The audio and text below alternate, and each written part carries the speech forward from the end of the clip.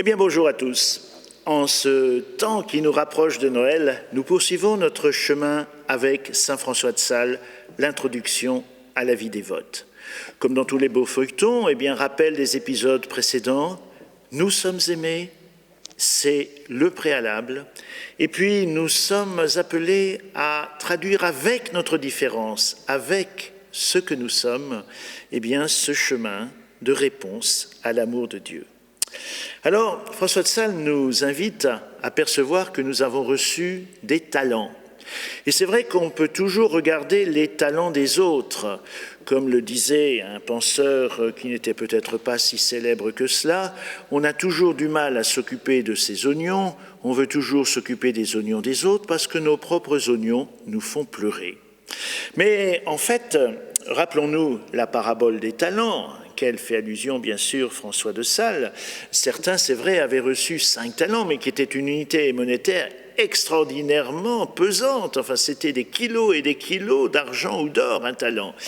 Et celui qui n'a reçu qu'un seul talent, va enfouir ce talent en pensant que son maître est dur et qu'il veut récolter là où il n'a pas semé. Il entretient avec son maître une relation conflictuelle qui fera son propre malheur. Alors oui, Dieu nous donne des qualités particulières, quelque chose d'unique.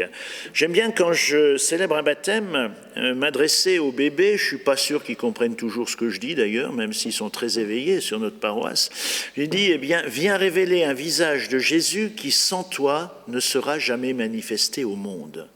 Et c'est vrai que cette différence de chacun a quelque chose à apporter. Alors François de Sales prend le temps de nous dire, asseyez-vous un peu et réfléchissez à tout ce que vous avez reçu. Non pas d'une façon comparative, en bouclant que certains ont reçu plus que moi, que je ne suis peut-être pas, etc. Mais au fond, il y a forcément quelque chose qui a été reçu, en termes relationnels, en termes intellectuels, en termes spirituels aussi, d'avoir découvert un chemin spirituel, alors que nous avons des contemporains qui quelquefois sont abasourdis par ce qu'ils semblent découvrir comme étant un non-sens, etc.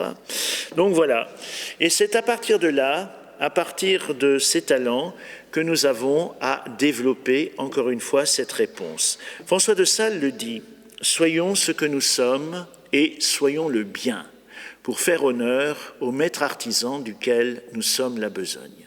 Soyons ce que nous sommes et soyons le bien. » Oh, bien sûr, peut-être avez-vous une objection en entendant cette phrase en forme presque de slogan ou de proverbe. Soyons ce que nous sommes et soyons le bien. Et en imaginant peut-être que c'est une sorte d'hymne à la médiocrité.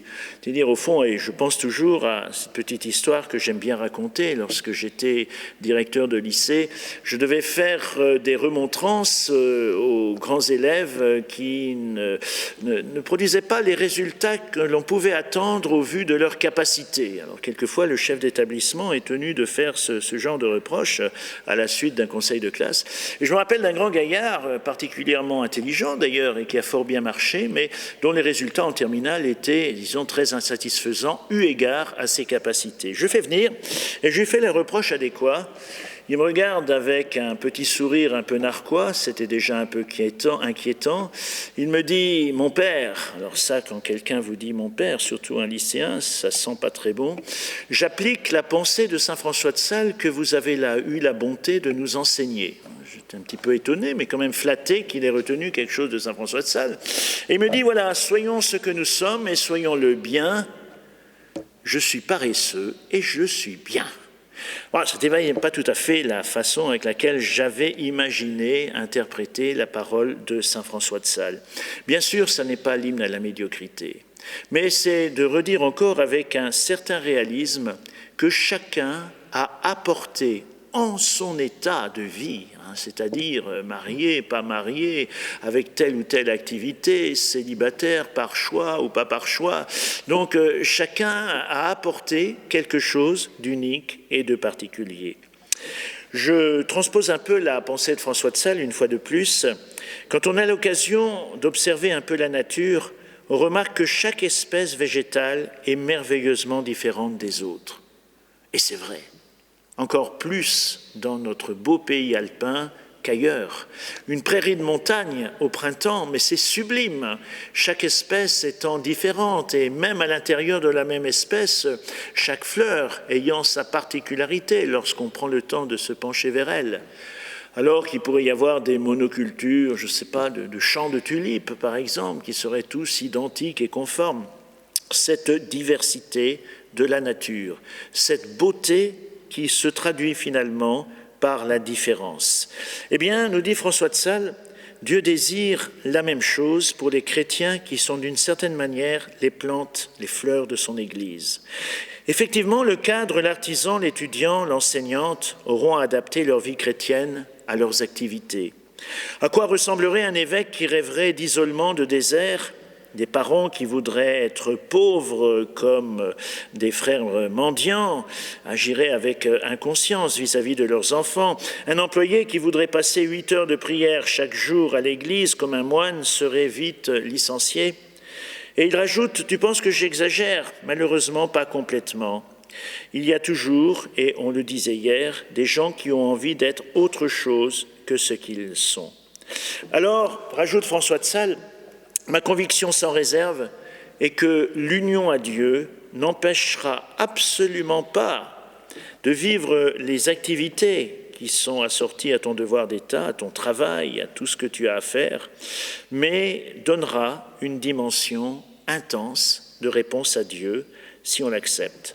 Et donc, il insiste toujours sur ces abeilles, ces fameuses abeilles qui montrent finalement cet exemple d'aller chercher le précieux produit dont elles ont besoin sur tant de fleurs diverses, quelques-unes fort amères, et finalement de faire un miel délicieux. Évidemment, on ne peut que recommander le miel des montagnes.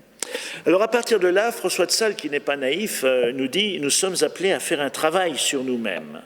Nous avons une réponse, un désir de révéler le meilleur en nous, et c'est bon.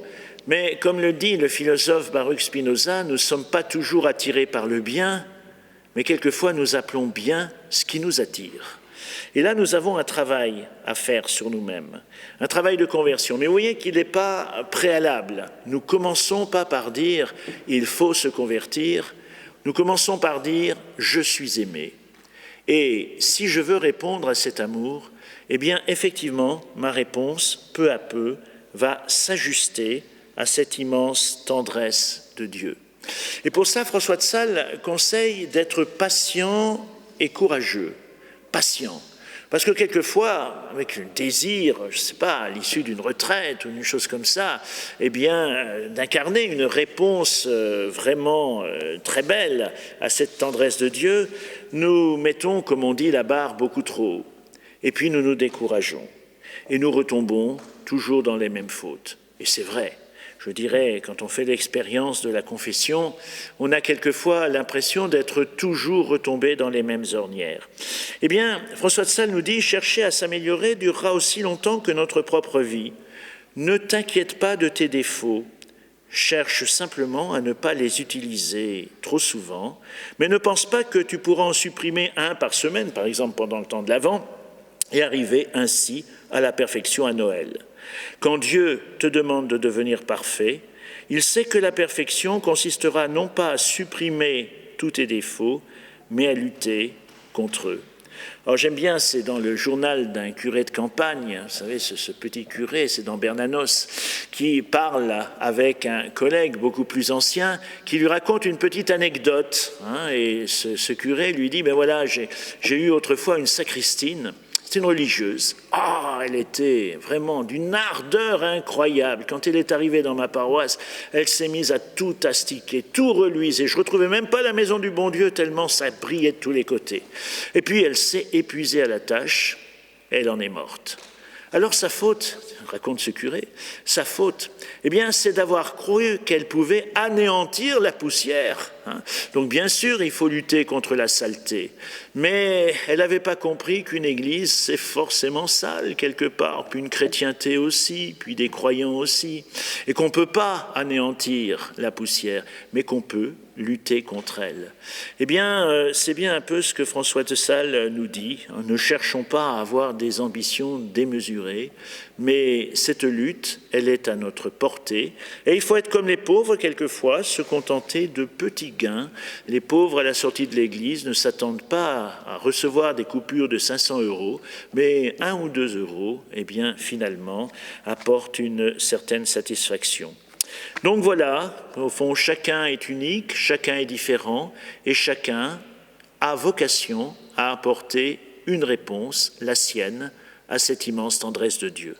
Nous continuerons notre chemin demain. Alléluia.